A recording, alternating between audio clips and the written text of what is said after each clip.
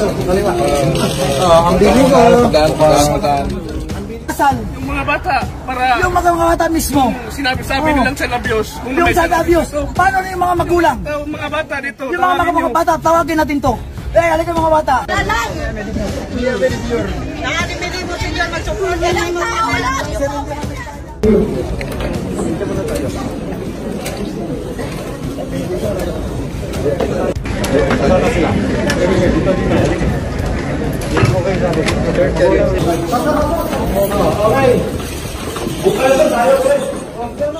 Sa nagdaang Senate hearing sa kaso ng Socorro Bayanihan Services o SBSI, ay isinalaysay ng dalawang apo ng totoong founder ng nasabing organisasyon na si Rosalina Tarok, ang dahilan kung bakit nabuo ang grupo ng SBSI. Sa gitna ng paglilitis, ay isinalaysay ni Ralden Tarok Florano, at Ralna Florano de la Peña, ang tungkol sa totoong dahilan ng pagkamatay ng founder na si Rosalina, o tinatawag nilang Mama Nena. Hindi raw totoong nilason nila ito, dahil hindi raw nila ito magagawa sa kanilang lola, para lamang maibigay kay Senior Aguila ang pamamahala sa kultong SBSI. Bagay na binigyang halaga ni Senador Risa Hontiveros, dahil umano sa mga nakakadudang paliwanag, ng magkapatid na sina Ralden Florano at Attorney Ralna de la Peña.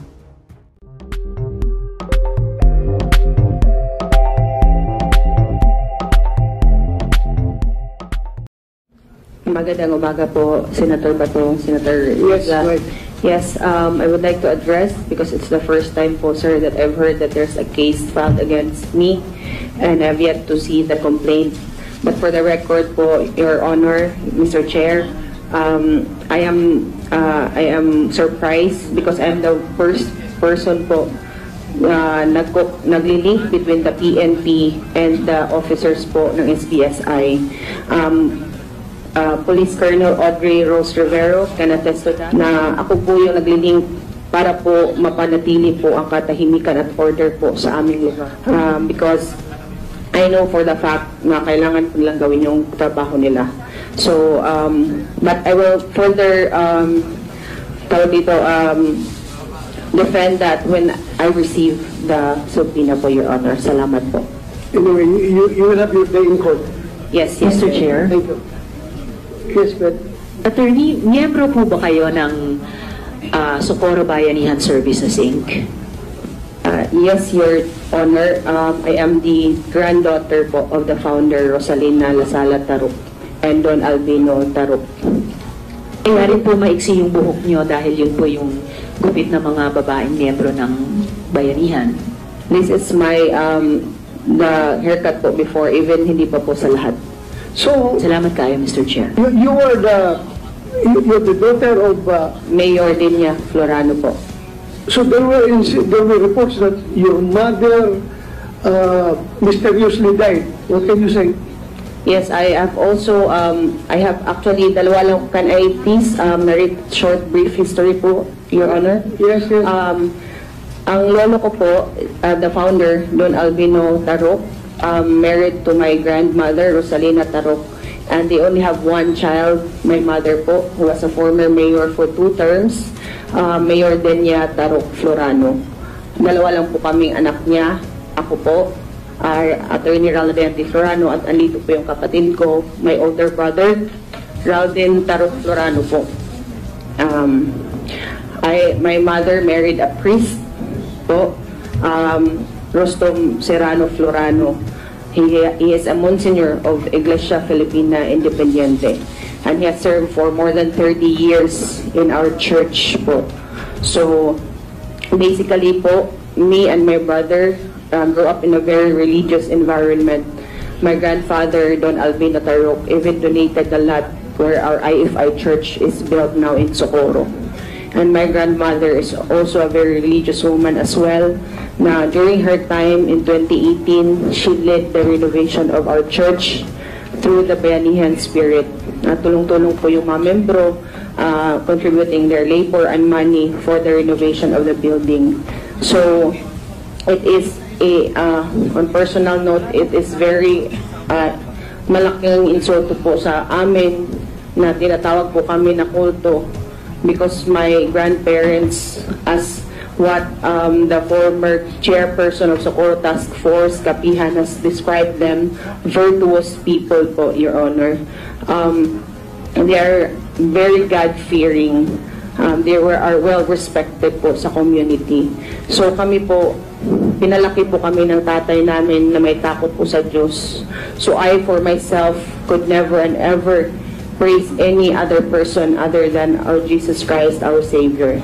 So, yung sa case po, sa tanong niyo po, regarding po sa death po ng mama ko, it is a public knowledge po that my parents both has heart ailments po, Your Honor.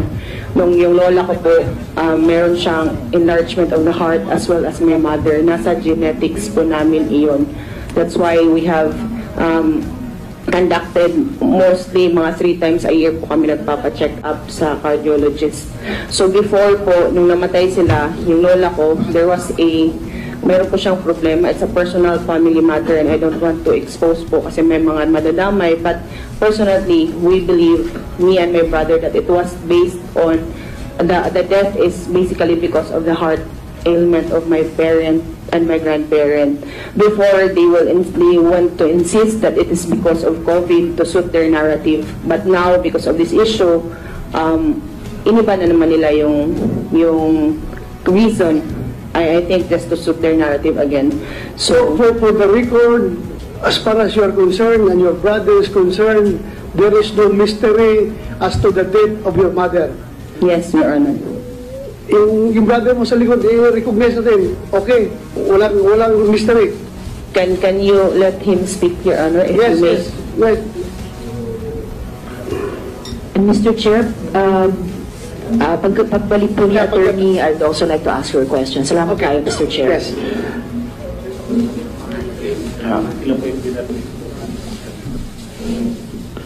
Sir, pwede na. Yes, right. Magpisaya lang ko, sir, para klaro ma. Iba yung Tagalog sa Kabisaya, sir, baka magkamali ako, sir. Para ma-record natin, magaling mo mag-Tagalog si attorney, ipa-translate mo sa Tagalog kay attorney, ha, please? Please, continue. Ako pala si Geraldine Taro Florano, ang nagkaisa nga po na lalaki ni Rosalina Taro. So, regarding the mysterious death of my grandmother and my mother, wala po yung katotohanan, sir. Kasi Of course, kasi the first person to complain ay kayo dapat dahil kayo ang kami dapat. kamo hintong Kasi kami yung right person. Kayo, yeah. But so, ganito na lang, where are you living right now? Sa Kapihan, sir, sa Sa Kapihan. loob talaga ng Kapihan. O sa Kapihan. May bahay kayo doon. May bahay kami. At ikaw, attorney, may pamilya ka rin doon, attorney. Ikaw rin. O, andito yung asawa at saka husband. Yung papa nga namin, sir, nandun ngayon sa Butuan. Okay. Sa Kapihan din nakatira, sir. Okay. Thank you. Salamat, ha. Salamat. Okay. Senator Risa. Salamat kayo, Mr. Chair. Dalawang follow-up questions kay Attorney De La Peña. Attorney. Una sa inyo po, kanina kasi tinanong ko kung kaya maiksi ang buhok nyo dahil miyembro kayo ng bayanihan, pero sabi nyo, dati nyo ng hairstyle yon. But I was able to research a photo of you with very long hair. So, this was before you became a member of bayanihan? Yes, can I answer now, Your Honor? Before po, Your Honor, kung season po is if i-check niyo po yung lola ko at yung mama ko, we vary po. Depende po sa season, may mabhaba, may mataas. Tapos, kung mainit po yung panahon, so we cut our hair short. So basically po, before po everyone did the short hair of the hair, meron na po akong pictures before na maiksi, meron din po mahaba. So it's not basically because of an insinuation or a direction from anybody po. On my part, that's for me only, Your Honor. Okay po, Attorney. Pero mahaba rin kasi buhok ko eh. So alam ko na pag nagpapahaba tayo ng buhok, matagal po yun, hindi yan sa loob ng 1 taon lang. At pag nagpapagupit tayo, kasi dati maiksing-maiksi din buhok ko, mabilis magpagupit pero matagal magpahaba ng buhok. So, around I'm just curious kasi we had a photo earlier na yung mga babae sa kapihan na miyembro ng bayanihan ay parang maiiksi ang buhok. So this really looks to me like a photo before you became a member of bayanihan or before you resided in kapihan. Yes, Your Honor. Mga 2015 or 2016 po yan, Your Honor. Okay, salamat ka, Mr. Chair. And then my second follow-up question po. Senator Risa, Yes, Mr. Chair. About the hair, let this be clear to everyone that wala kami pakialam kung anong buhok gagawin mo. Kahit magpakalbo ka, wala kami pakialam, magpasuklay mo yan o hindi, wala kami pakialam because that's your constitutional right. Kung ano gusto mong buhok.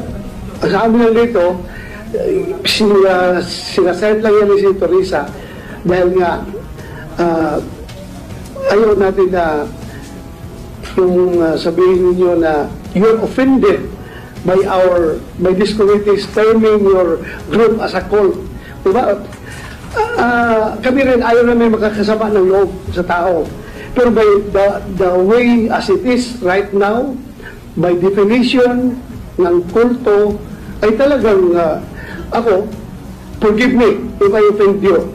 Pero pasok talaga sa definition kung sabihin mo yung kulto, yung blind obedience, yung reverence, yung lahat ng definition nandoon sa kulto. Pasensya ka na, you're a lawyer. Huwag na nating i-consider ito pagka-lawyer mo, pagka-chairman ko. Pinato lang. Ako, binabasa ko lang, nakikita ko talaga, pasok sa definition ng kulto. Pero, gano'n pa man, regardless, huwag natin isipin ang atin lang talaga, ang amin dito siguruhin na walang nabayulit na constitutional right, lalong-lalo na yung mga bata. Yan ang habol namin dito.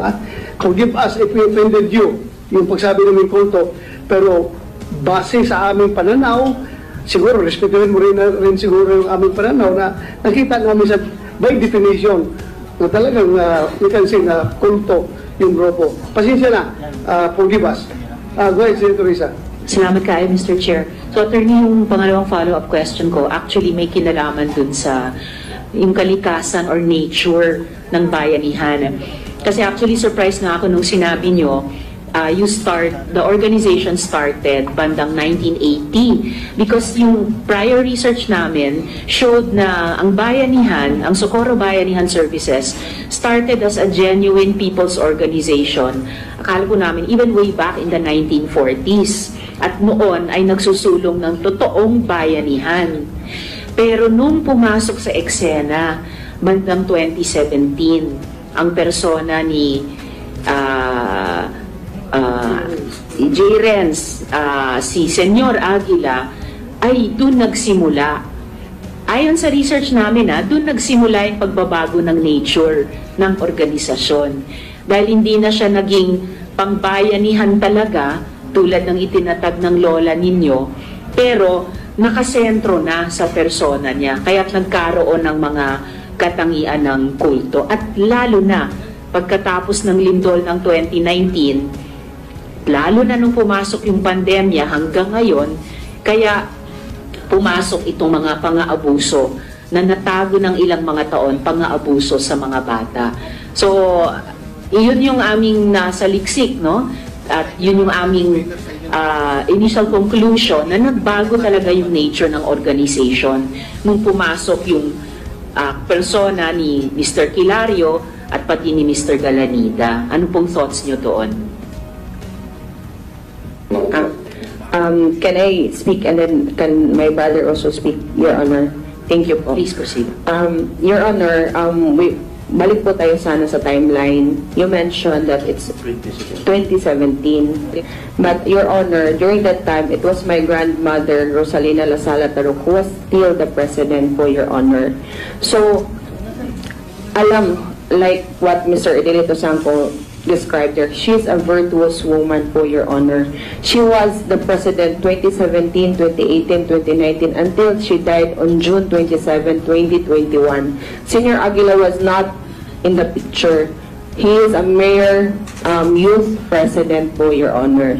So wala po siyang power during that time. Naupo po siya bilang presidente only on 2021. So, Your Honor, mahirap po sa amin na yung lola ko po, she is very selfless. She even, tawag dito, ibibigay niya lahat kahit yung personal namin na mga resources for helping the people. Yun po yung totoo. Alam po yan ng mga dating nakatira sa kapihan. Attorney, if I may, actually, wala naman sa hot seat yung lola nyo eh.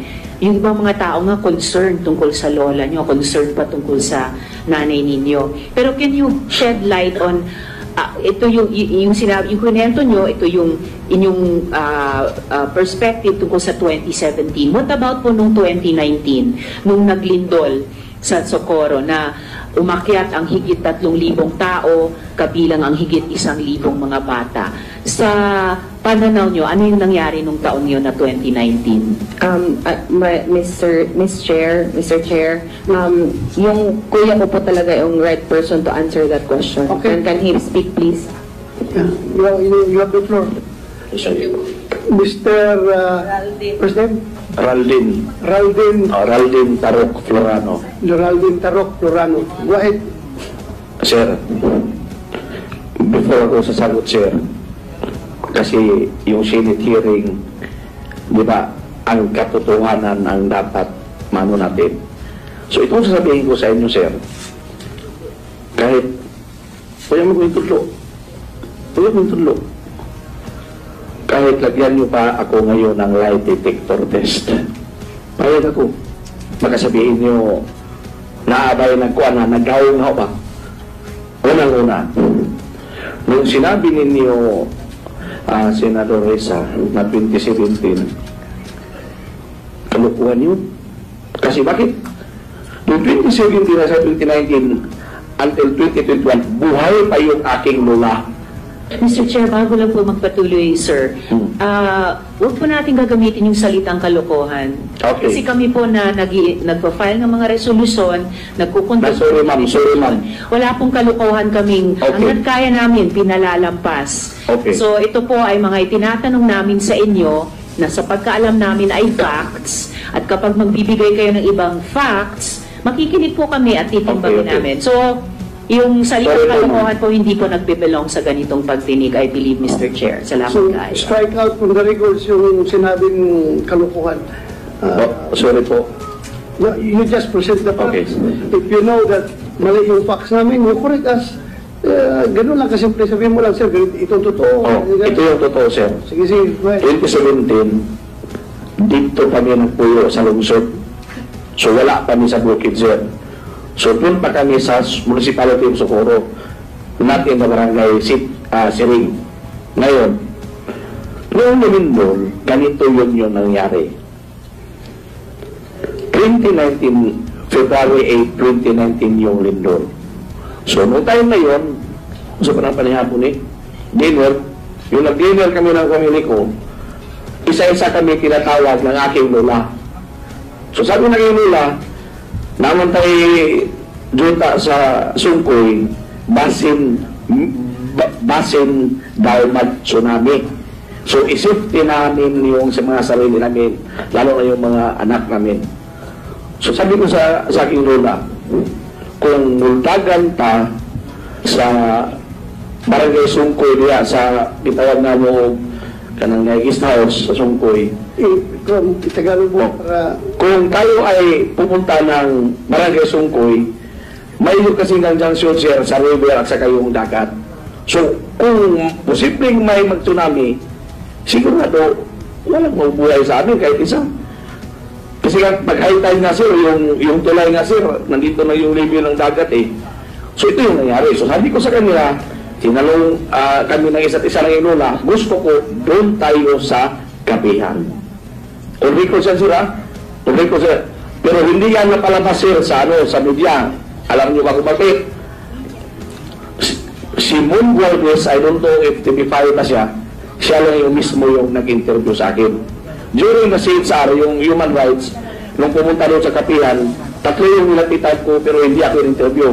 Sila Nico Pawa, hindi nila ako in-interview. Sila Chino Gaston, hindi nila ako in-interview. Para naman, malaman na yung katotohanan. Kasi yung sabi daw ni Senator Reza, based on the facts, 2017, walang nangyari ganoon, ma'am. Actually, yung 2019, yung pagtakbo namin sa bukid, ma'am, ako yung nag-suggest. Now, Mr. Chair. okay.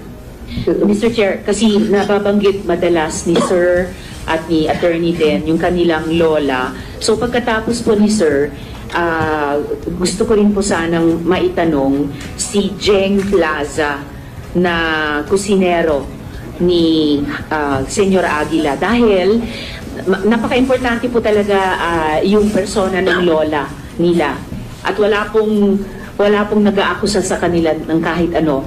Si Jeng Plaza ay pwede po, Mr. Chair, mag-testify na na-overhear niya si J. Renz Kilario at si Mamerto Galanida na nag-uusap tungkol sa pag-overthrow kay Ma'am Rosalinda. Kasi napag-uusapan at napagtatalunan yung timeline, sino ang presidente noon, in effect, sino ang may control sa organisasyon at sa nature ng organization. So, importante po itong maitatanong po natin, Mr. Chair, kay Jeng Plaza. Salamat kayo. Sir, pwede patapusin. Dito po andito na po si Jeng Plaza, Mr. Chair. Sir, pwede. Please continue. Yes, continue. Ngayon, yung 2019 December, Christmas party yata namin yun. Kasi nung time na yun, 2019, nung doon na kami sa bukid, itong si Renz Kilario, actually, itong si Renz Kilario, sir, estudyante ko nung sa high school. So, hindi ako... Teacher ka? Teacher ako, sir, sa Socorro National High School. Socorro National High School. O, teacher ako, sir. Estudyante mo si Jerens. O, isa rin sa mga estudyante ko, sir. Okay. Kaya hindi ako maniniwala na ito yung Mesiya.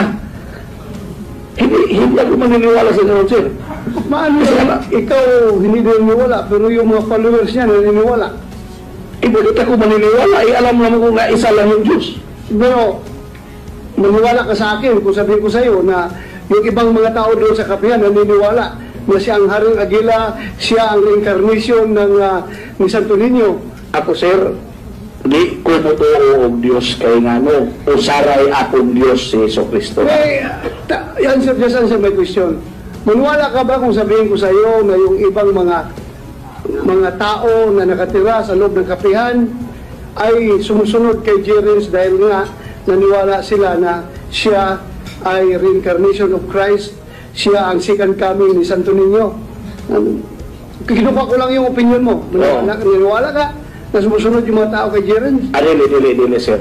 Dili yun. O di ko motoo nga because kasi si Mesiya, dili.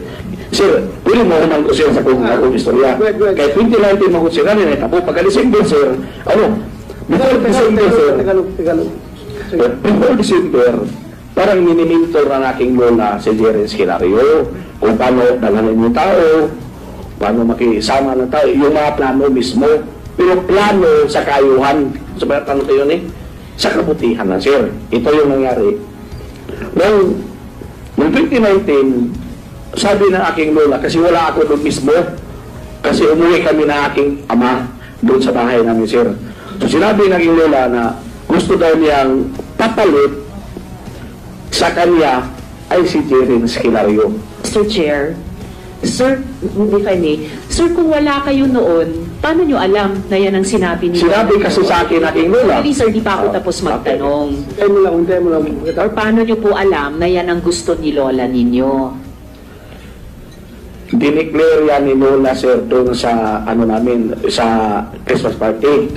Tapos sinabi rin sa akin personally sa bahay pag-uwi. So pagkatapos po nung una sinabi ni lola nyo sa Christmas party, sinabi nila sa inyo personally? Okay. Sinabi sa akin. Po kung paano nyo. Oo, sinabi sa akin.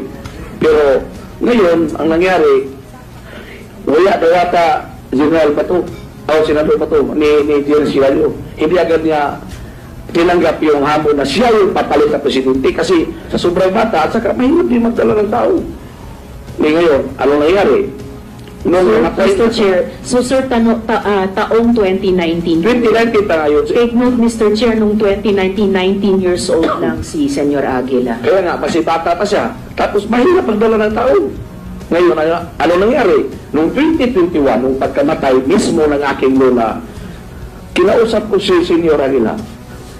Ngayon, Senyor Jerens, Mr. Chair, sir, so tawag niyo rin kay J. Renz Kilario ay Senyor Aguila. Jerez yung sa akin, sir. Hindi sir, kanina kinikwento niyo, Senyor Aguila ang tawag niyo sa kanya. Tinawag ko sa senior kasi yun yung skill niya ngayon. Pero ang tinatawag ko sa akin, Ma'am Jerez. Well sir, Mr. Chair, let the record show, ang tawag po ni Mr. Florano kay J. Renz Aguila ay Senyor Aguila. Ngayon yung pagkakilala ng mga tao sa kapihan, sa bayanihan, Yun yung pagkakilala nila, ma'am. na Haring Aguila, na reincarnation ng Diyos at reincarnation ng Santo Niño. Hindi nga ako magkapares. Hindi ako maniwala, ma'am, na sa iyong reincarnation, ma'am. Tinawag ko siya, ma'am, na Senyor Aguila kasi iyan yung alam niyo, pero yung sa akin, Jerez lang. Sa akin, Jerez lang.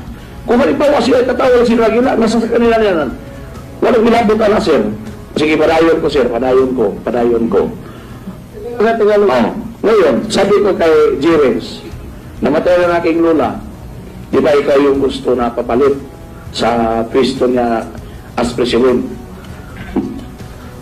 Mahirap din ko ako kasi wala namang authority nga galing sa aking lola. So, during the time, may election kasi sir, natalo yung ina ko, sir, sa 2019 election. 2019 ba yun eh? Oo, ngayon.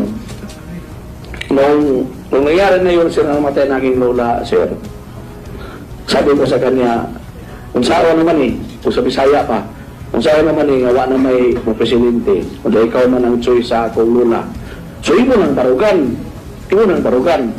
So, pinatay na yun, sir, dito sa Himbarog, sir, sa pagkamatay after magkamatay na aking lola.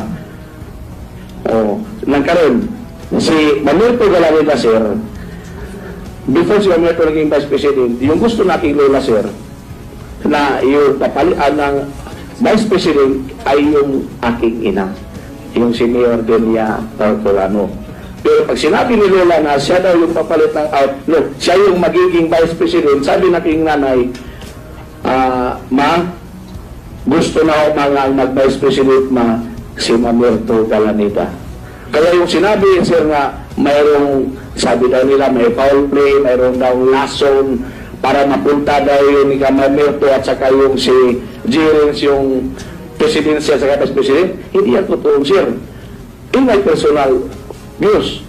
Mr. Chair, inote lang natin na si Mr. Florano ang unang nagbanggit ng mga salitang lason at foul play dito. Just for the record, Mr. Chair. Oo. Kasi yun yung sabi ng kabila, sir. Yun yung sabi ng mga affidavit. Kasi nilason ba namin? May binabit ba na nagsabi na nilason ninyo? So, yung mga interview, sir, meron. Narinig mo? Narinig ko, sir. Okay. Kaya na, mahirap sa amin na aking kapatid, makaya ka lang namin patayin o lasunin yung ina namin at sa kalula namin. Sino namang hipokritong tao na mga gagawa yun? Kayo ang inakusahan yan? Kami. Para daw, yung presidency at saka yung vice presidency ay mapunta sa kanilang dalawa. Yun. Dali lang. Mr. Chair, siguro mas lilinaw pa pag mamaya't natanong natin si Jane Plaza. Stop ka muna. Go ahead, Sir Teresa. Salamat kayo, Mr. Chair. Thank you. Thank you. Para sa iba pang karagdagang mga balita ng Senyor Buzz, ay mag-comment lamang po, mag-like at mag-share sa video na ito, at huwag po nating kalimutang mag-subscribe sa aming channel. Maraming salamat po sa inyong panonood.